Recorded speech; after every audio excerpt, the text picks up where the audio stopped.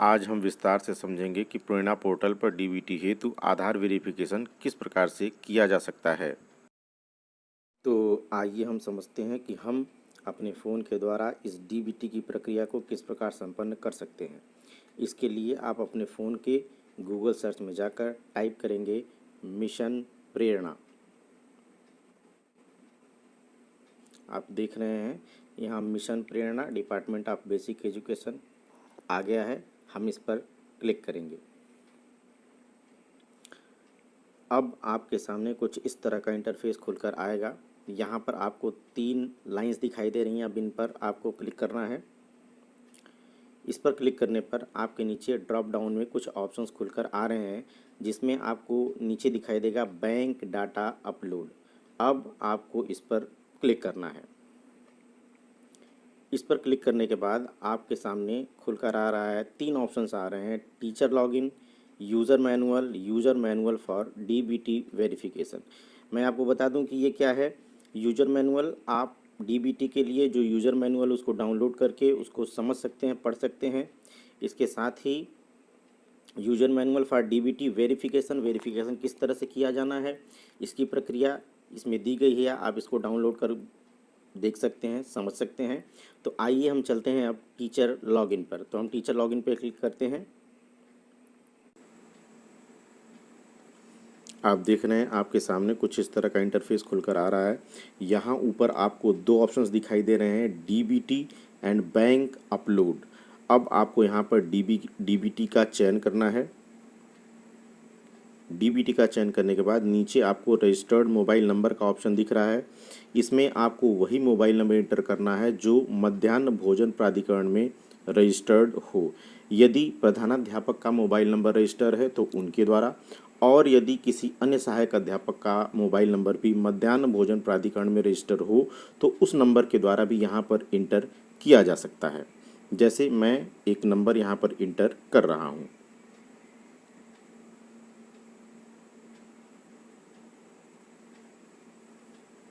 आप देख रहे हैं नीचे वेरीफाई का ऑप्शन आ रहा है, इस पर आपको क्लिक करना है। नीचे आपको एक ऑप्शन दिखाई दे रहा है सेंड ओटीपी, आपको इस पर क्लिक करना है।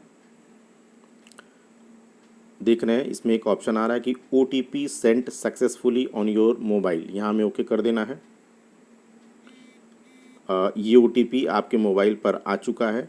अब आप इस ओटीपी को यहाँ पर या तो कॉपी पेस्ट कर देंगे या मैसेज में जाकर उस ओटीपी को यहाँ पर इंटर कर देंगे।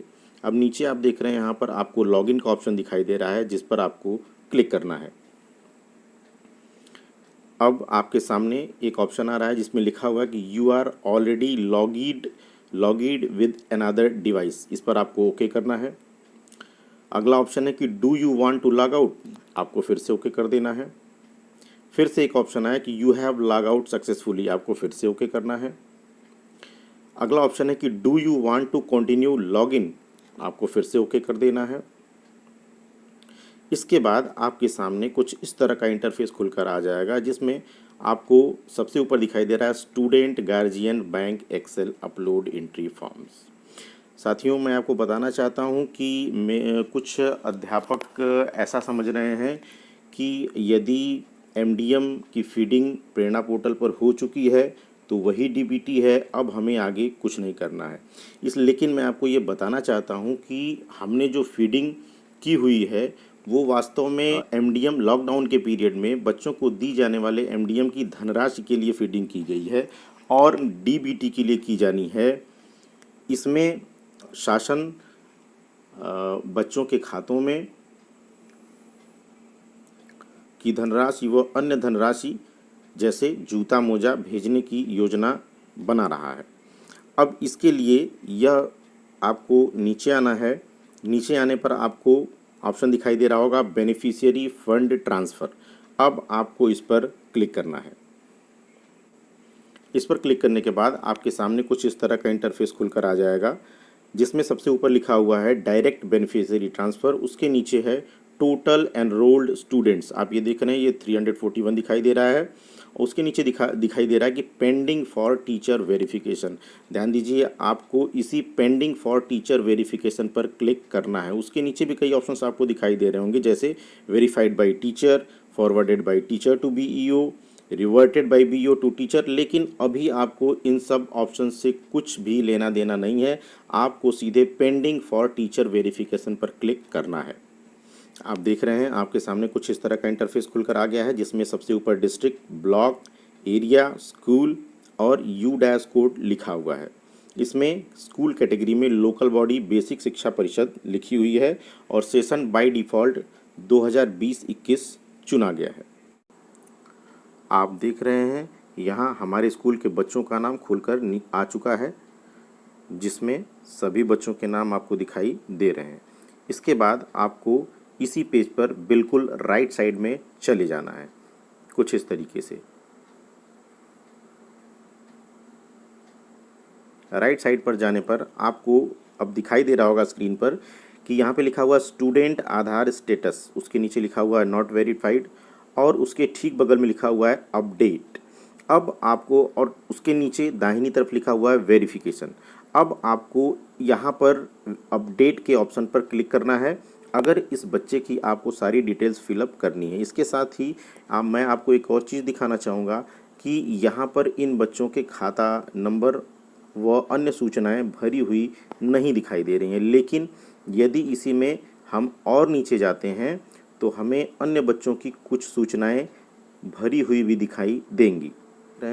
यहाँ पर हमें बच्चों के अकाउंट नंबर और ब्रांच की जानकारी शो हो रही है और इसके आगे भी हमें अपडेट का ऑप्शन दिखाई दे रहा है। अब हम जिस बच्चे को अपडेट करना चाहते हैं, लेकिन ध्यान दीजिएगा कि यहाँ हमें अपडेट सभी बच्चों को करना है। जैसे अगर हम किसी बच्चे के अपडेट के ऑप्शन पर क्लिक करते हैं तो कुछ इस तरह का ऑप्शन हमारे सामने खुलकर आ जाएगा। जैसे सबसे पहले इसमें लिखा हुआ है स्टूडेंट का नाम, student name Aditya, student date of birth, gender, class, address. अब इसमें आपको जो बच्चे का एड्रेस है वो फिलअप कर देना है। उसके नीचे एड्रेस लाइन 2 है, इसमें भी आपको बच्चे का एड्रेस ही फिलअप करना है। एड्रेस लाइन 1 में आप उसके विलेज का नाम लिखेंगे, एड्रेस लाइन 2 में आप पोस्ट ऑफिस का नाम लिखेंगे, एड्रेस लाइन 3 जो जनपद होगा वो लिखना है और पिन कोड के कॉलम में पिन कोड आपको लिख देना है। नीचे आपको दिखाई दे रहा है एक कंसेंट का ऑप्शन, जिसमें उसके नीचे लिखा हुआ है कि मुझे बेसिक शिक्षा विभाग द्वारा संचालित डायरेक्ट बेनिफिशियरी ट्रांसफ़र डीबीटी की योजना के तहत अपने आधार नंबर का प्रयोग केवल सत्यापन हेतु करने एवं आधार नंबर को स्टोर ना करने की जानकारी दी गई। मैं आपको बता देना चाहता हूं कि इसके लिए एक फॉर्मेट भी विभाग के द्वारा हमें दिया गया है, जिसे हमें गार्जियन से साइन करवा कर स्कूल में रख लेना है। इसके ठीक नीचे आपको एक आई एक्सेप्ट का ऑप्शन दिखाई दे रहा है, जिस पर आपको क्लिक करना है। इस पर क्लिक करने के बाद आपको नीचे रिलेशन विथ गार्जियन का ऑप्शन दिखाई दे रहा है। इस पर क्लिक करने पर आपको कुछ ऑप्शंस दिखाई दे रहे हैं, जैसे father, mother, grand mother, grand father, local guardian. इसका मतलब यह है कि यदि अकाउंट नंबर पिता का है तो आप फादर, माता का है तो मदर, दादा का है तो ग्रैंड फादर और दादी का है तो ग्रैंड मदर। इनके अलावा यदि किसी और की खाता संख्या दी गई है तो वहाँ आपको लोकल गार्जियन फीड कर देना है। उसके नीचे आपको गार्जियन का आधार नंबर दिखाई दे रहा है। ध्यान दीजिए, यहाँ पर गार्जियन का आधार नंबर आपको बहुत ही सावधानी से भरना है। उसके नीचे आपको गार्जियन का नाम भरना है। इस पे लिखा हुआ कि केवल आधार कार्ड पर अंकित नाम ही लिखें। अब प्रश्न ये है कि आधार कार्ड पर अंकित नाम हमें कहाँ से मिलेगा? तो हमें जिस गार्जियन का आधार कार्ड हमने ऊपर भरा हुआ है उस आधार कार्ड पर उसके नाम की जो स्पेलिंग होगी वही स्पेलिंग इस कॉलम में हमें इंटर करनी है। उसके नीचे जेंडर का एक ऑप्शन दिखाई दे रहा है, मेल या फीमेल, तो हम इसमें से जेंडर का चयन कर लेंगे और नीचे क्लिक टू वेरीफाई आधार पर क्लिक करेंगे। अब इसके आगे यदि वह आधार नंबर और उस आधार पर उस अभिभावक का नाम बिल्कुल ठीक होगा तो ये वेरीफाई हो जाएगा। मैं आपको कुछ करके इसमें हूँ, जैसे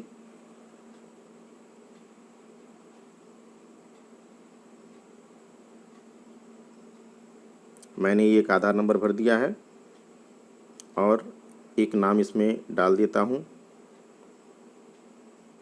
जेंडर सिलेक्ट कर लेता हूँ और क्लिक टू वेरीफाई के ऑप्शन पर क्लिक करता हूँ।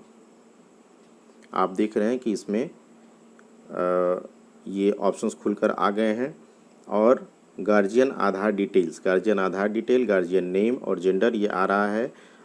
नीचे ऑप्शन आ रहा है कि आपके द्वारा भरी गई अभिभावक की जानकारी स्क्रीन पर प्रदर्शित है। आधार सत्यापन से पूर्व सभी जानकारी दोबारा जांच लें और यदि कोई त्रुटि हो तो कैंसिल कर संशोधन कर लें। अब यदि ये जानकारी सही है तो आप प्रोसीड के ऑप्शन पर क्लिक करेंगे। चूँकि मुझे इस गार्जियन का फीड नहीं करना इसलिए मैं यहाँ से कैंसिल कर देता हूँ। आधार वेरीफाई करने के बाद आपको नीचे गार्जियन बैंक डिटेल्स का ऑप्शन दिखाई दे रहा है। इसमें आपको उस गार्जियन के बैंक का IFSC कोड, उसका अकाउंट नंबर जो कि पहली बार इंटर करने पर स्टार के फॉर्म में आ जाएगा और दूसरी बार अकाउंट नंबर फीड करने पर वो अकाउंट नंबर हमें दिखाई दे रहा होगा। उसके ठीक नीचे बैंक का नाम, उसके ठीक नीचे ब्रांच का नाम और ब्रांच का एड्रेस। ये आपको अगर फिल किया हुआ मिल रहा है तो आपको फिलअप नहीं करना है, लेकिन यदि आपको भरा हुआ दिखाई नहीं देता है तो ये जानकारी आपको फिर से इसमें भरनी होगी। इसके साथ ही आपको नीचे दिखाई दे रहा है कि क्या परिवार का कोई बालक या बालिका विद्यालय में पढ़ रहा है। यदि इस परिवार का कोई और छात्र आपके विद्यालय में नामांकित है तो आप यहाँ पर हाँ भरेंगे और यदि नहीं है तो नहीं भरेंगे। इसके साथ ही यदि छात्र से संबंधित दर्ज जानकारी में कोई त्रुटि है तो उसे सही करने के लिए यहाँ चेक करें। इसके साथ ही यदि अभी भी आप उस छात्र के डिटेल में कोई गलती रह गई है तो यहाँ पर क्लिक करके आपके सामने 4 ऑप्शंस आते हैं: date of birth, serial number, name and gender. इन चारों चीज़ों में आप अभी भी परिवर्तन कर सकते हैं, लेकिन ध्यान दीजिएगा यदि आपने इस पर बिना क्लिक किए और अपडेट के ऑप्शन पर क्लिक कर दिया तो उस बच्चे की जानकारी प्रेरणा पोर्टल पर फीड हो गई होगी और दोबारा उसमें परिवर्तन करना संभव नहीं होगा। इसलिए आपको सारी जानकारी को पुनः एक बार क्रॉस चेक कर लेना है और उसके बाद ही अपडेट करना है। ये अपडेट करने के बाद इस बच्चे का प्रेरणा पोर्टल पर पूरी जानकारी सफलतापूर्वक दर्ज हो चुकी होगी।